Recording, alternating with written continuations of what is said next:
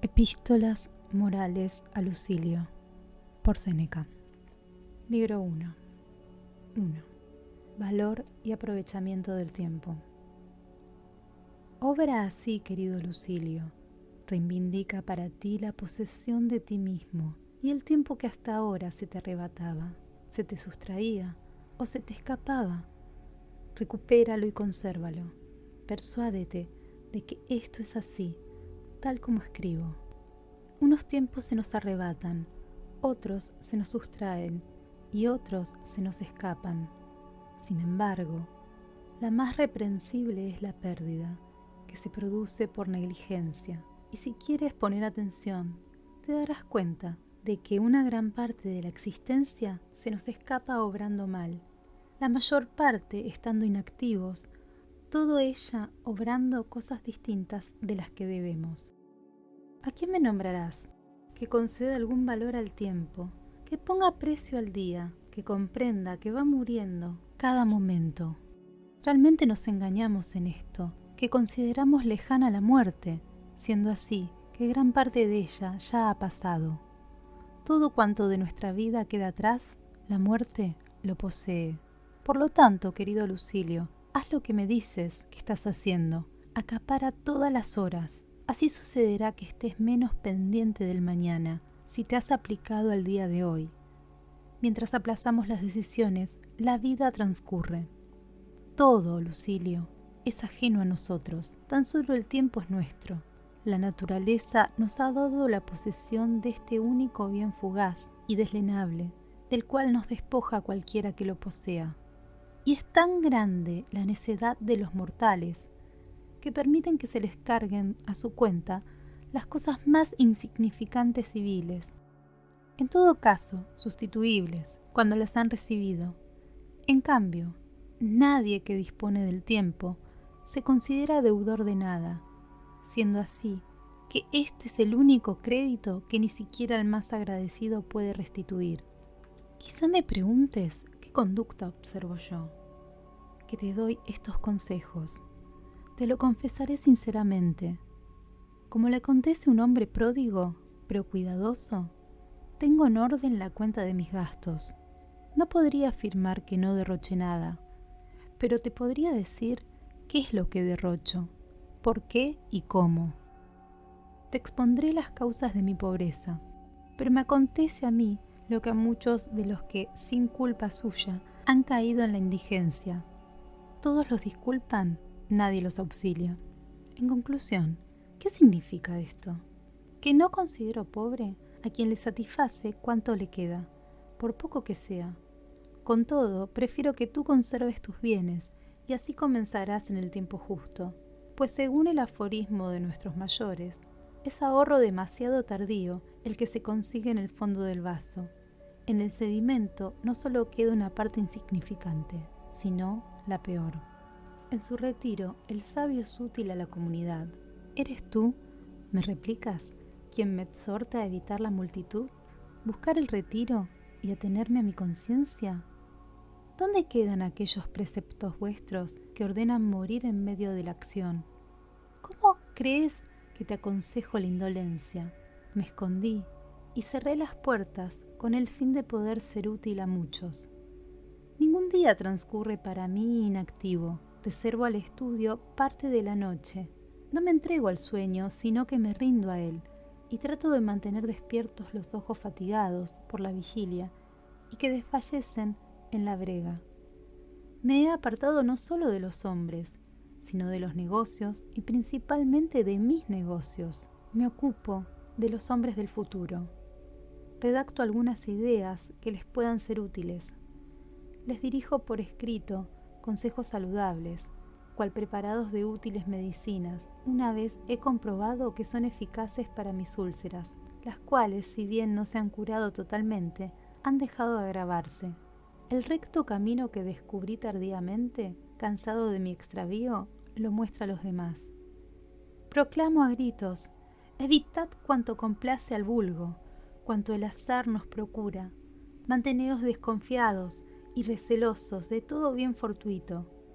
Tanto una fiera como un pez son engañados por el cebo que les atrae. ¿Consideráis estos regalos de la fortuna? Son emboscadas. Cualquiera de vosotros que desee pasar la vida en paz debe evitar en la medida de lo posible estos beneficios pegajosos que lastimosamente nos engañan también en esto, en que creemos poseerlos y quedamos sujetos a ellos. Esta carrera conduce al precipicio. El término de la vida encumbrada es la caída. Luego que la prosperidad comienza a empujarnos fuera del camino, no es posible detenernos, o al menos hundirnos con la nave derecha de una sola vez. La fortuna no nos derriba, sino que nos va volteando y nos estrella. Mantened, por lo tanto, esta sana y provechosa forma de vida, que concedas al cuerpo cuanto es suficiente para la buena salud. Se le ha de tratar con bastante dureza, para que no se someta al espíritu con rebeldía, que el alimento calme el hambre, que la bebida apague la sed, que el vestido aleje el frío, que la casa sea defensa contra las inclemencias del tiempo. Nada importa que sea el césped o el mármol jaspeado del país extranjero lo que la haya erigido. Sabed que al hombre lo protege igualmente la paja que el oro. Despreciad todo aquello que un esfuerzo inútil pone como adorno y decoración. Pensad que nada, excepto el alma, es digno de admiración, para la cual, si es grande, nada hay que sea grande. Si esto me digo a mí mismo y lo transmito a la posteridad, ¿no te parece que soy más útil que cuando comparezco en juicio en calidad de defensor? ¿O cuando imprimo el sello en las tablillas de un testamento? ¿O cuando con mis palabras y actitud apoyo en el Senado a un candidato? Créeme, los que pasan por no hacer nada realizan actos más importantes. Se ocupan a un tiempo de lo humano y lo divino. Pero debo ya poner fin, y como lo he decidido hacer, pagarte algo en esta epístola. No lo tomaré de mí, repuesto. Estoy compilando todavía a Epicuro, de quien en el día de hoy he leído este aforismo. Para que alcances la verdadera libertad, conviene que te hagas esclavo de la filosofía. No hace esperar de un día para otro a quien se sometió y entregó a ella. Enseguida queda emancipado, porque ser esclavo de la filosofía es precisamente la libertad. Puede que me preguntes por qué recuerdo tan bellas sentencias de Epicuro, más bien que de los nuestros. Pero, ¿qué motivo tienes para considerarlas propias de Epicuro y no del dominio público? ¿Cuán numerosos son los poetas que expresan lo que ha sido o ha de ser expuestos por los filósofos? No me referiré a los autores de tragedias ni de las fábulas togadas, pues también éstas, a medio camino entre las comedias y las tragedias, poseen una cierta seriedad. Qué gran cantidad de versos, bien acuñados, se halla en los mimos.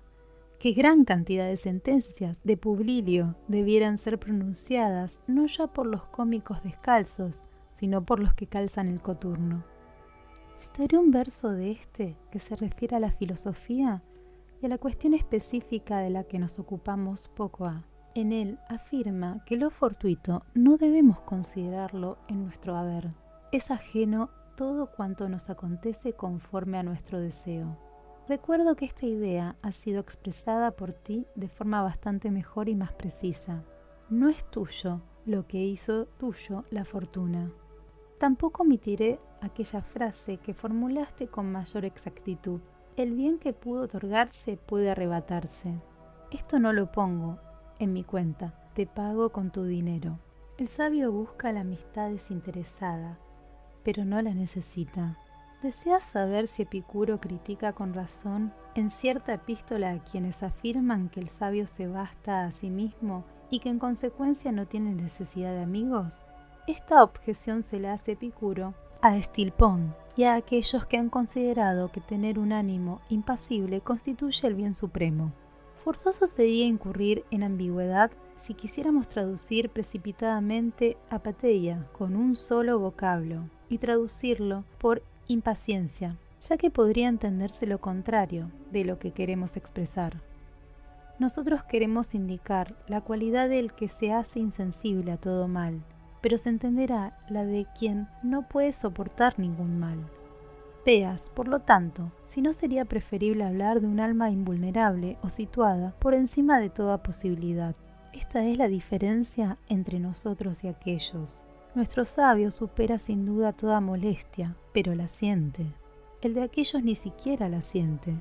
Ellos y nosotros coincidimos en esto, en que el sabio se basta a sí mismo. Con todo, el nuestro quiere tener también un amigo, a la par, vecino y camarada, aunque él se baste a nivel personal. Considera en qué medida se basta a sí mismo. Algunas veces se contenta con una parte de sí. En el caso de que la enfermedad o el enemigo le cortaren la mano, en el caso de que la desgracia le arrancara uno o ambos ojos, la parte que le quede le satisfará y estará tan alegre con el cuerpo mutilado y amputado como lo estuvo con el cuerpo íntegro. Pero, aunque no desea los miembros que le faltan, con todo prefiere que no le falten. De este modo, el sabio se basta a sí mismo, no porque desee estar sin un amigo, sino porque puede estarlo. Y decir puede significa que soporta haberlo perdido con ánimo sereno. Por supuesto, nunca estará sin un amigo. Tiene en su poder sustituirlo cuanto antes, de la misma manera que si Fidias perdiere una estatua al punto, modelaría otra. Así el sabio, experto en conseguir amistades, encontrará otro amigo en sustitución del que perdió. ¿Quieres saber cómo conseguirá presto al amigo? Te lo diré si acuerdas conmigo que te pague al instante la deuda y que arreglemos las cuentas, por lo que atañe a esta epístola. Dice Hecatón: yo te descubriré un modo de provocar el amor sin filtro mágico, sin hierbas, sin ensalmos de hechicera alguna. Si quieres ser amado, ama. En efecto, no solo causa gran placer el cultivo de una amistad vieja y sólida, sino también el inicio y consecución de la nueva. La diferencia que existe entre el agricultor que cosecha y el que siembra es la misma que existe entre quien se procuró un amigo y quien se lo está procurando. El filósofo Atalo solía decir que era más grato granjearse una amistad que retenerla, al igual que es más grato al artista estar pintando que haber pintado. El afán del que está empeñado en su trabajo le procura un gran deleite en medio de su actividad. No se deleita por igual quien aparta la mano una vez consumada la obra. En ese momento goza del fruto de su arte. Cuando pintaba, gozaba del propio arte. La adolescencia en los hijos resulta más fecunda, pero la infancia más dulce. Volvamos ahora a la cuestión. El sabio, por más que se baste a sí mismo, quiere, no obstante, tener un amigo, aunque no sea más que para ejercitar la amistad, a fin de que tan gran virtud no quede inactiva, no por la finalidad que señalaba Epicuro en la mencionada epístola, para tener quien le asista cuando esté enfermo, le socorra metido en la cárcel o indigente, sino para tener a quien él pueda asistir si está enfermo, a quien pueda liberar si es apresado por la guardia del enemigo. El que mira hacia sí mismo y con esa disposición llega a la amistad, discurre mal. Como empezó, así terminará. Se procuró un amigo que le pudiese ayudar a eludir la cárcel. Al primer crujido de las cadenas, desaparecerá. Estas son las amistades que la gente llama oportunistas. Quien ha sido escogido por razones de utilidad, agradará no más tiempo del que fuera útil. Por este motivo, a los de próspera fortuna les acosa una multitud de amigos. A los arruinados les acompaña la soledad. Los amigos escapan de la situación que les pone a prueba. Por este motivo se producen todos esos funestos ejemplos de unos que abandonan por miedo, de otros que por miedo traicionan. Es necesario que principio y fin concuerden entre sí. Quien comienza a ser amigo por interés, también por interés dejará de serlo. Le satisfará una recompensa cualquiera contraria a la amistad, si es que existe alguna en la amistad que satisfaga más que ella. ¿Para qué te procuras un amigo? ¿Para tener por quién poder morir? ¿Para tener a quien acompañar al destierro? ¿Oponiéndome a su muerte y sacrificándome por él? Lo que tú me escribes es negocio, no amistad, ya que busca su conveniencia y atiende al provecho que ha de conseguir. Sin duda, tiene alguna semejanza con la amistad el afecto de los enamorados. Podríamos definirlo como una locura en la amistad, porque, ¿Acaso hay alguien que ame por una ganancia? ¿Acaso por ambición o por gloria? Es el mismo amor el que por su propio impulso, menospreciando todo lo demás, enardece los ánimos con el deseo de la belleza, no sin esperanza de correspondencia en la mutua estima. ¿Entonces qué? ¿Una causa más honesta produce un torpe afecto? Réplicas. Ahora no tratamos la cuestión de si la amistad debe buscarse por sí misma. Por el contrario, nada mejor habría que demostrar porque si debe procurarse por sí misma puede acercarse a ella quien esté satisfecho consigo mismo. ¿Cómo, pues, se acercará? Como una realidad bellísima, sin verse atraído por una ganancia, ni amedrentado por la mudanza de la fortuna. Despoja a la amistad de su grandeza, quien la procura para situaciones favorables. El sabio se contenta consigo mismo.